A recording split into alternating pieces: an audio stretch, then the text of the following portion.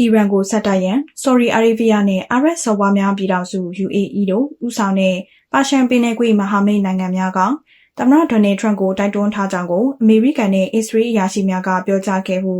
AP သတင်းဌာနတွင်ဖော်ပြထားပါတယ်။အမေရိကန်နဲ့အစ္စရေးတို့အီရန်ကိုစတင်တိုက်ခိုက်ခဲ့ချိန်တွင်ကြိုတင်အကြောင်းကြားခြင်းမရှိသောကြောင့်ပါရှန်ပင်လယ်ကွေ့မဟာမိတ်နိုင်ငံများကမကြေမနက်ဖြစ်ခဲ့ကြတော့လေယခုအခါစစ်ပွဲကိုအပြီးသတ်ဆင်နွှဲရန်သမ္မတဒေါ်နယ်ထရန့်ကိုတိုက်တွန်းလာခြင်းဖြစ်ပါတယ်။ယခုချိန်မှာအီရန်တွင်ဘာသာရေးကောင်းဆောင်များအုပ်ချုပ်မှုအဆုံးသတ်ရန်အရေးပါသည့်အခွင့်အရေးတစ်ရပ်ဖြစ်ကြောင်း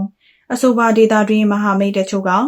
အမေရိကန်အစိုးရကိုတိုက်တွန်းထားပြီးအီရန်ကောင်းဆောင်ပိုင်းတွင်သိသာထင်ရှားသောအပြုအမူများဖြစ်ပေါ်လာသည့်အထိအီရန်ရဲ့အပြုအမူများတိတိတသာပြောင်းလဲသွားသည့်အထိစစ်ရေးအရအရေးယူဆောင်ရွက်မှုများဆက်လုပ်စေလိုကြောင်းဆော်ဒီအာရေဗျ UAE ကူဝိတ်နဲ့ယူကရိန်းနိုင်ငံတို့မှအရာရှိများရဲ့တည်တံ့ဆွေးနွေးမှုများတွင်ထည့်သွင်းဆွေးနွေးခဲ့ကြပါတယ်။အီရန်ထံမှဒုံးကျည်နဲ့ drone တိုက်ခိုက်မှုပေါင်း2300ကျော်ကြုံတွေ့ခဲ့ရသည့် UAE မှာစစ်ပွဲကြာရှည်လာသည့်နဲ့မျှလုံခြုံစိတ်ချရသောကုန်သွယ်ရေးနဲ့ခရီးသွားလာရေးဗဟိုချက်ပုံရိပ်ပျက်စီးမိကိုစိုးရိမ်လာပါတယ်။အိုမန်နဲ့ကာတာနိုင်ငံတို့ကမှတန်တမန်နည်းလမ်းများအရဖြည့်ရှင်းမှုကိုသာလိုလားကြပြီးယခုချိန်တွင်စစ်ပွဲကိုအဆုံးသတ်လိုက်ခြင်းမှာ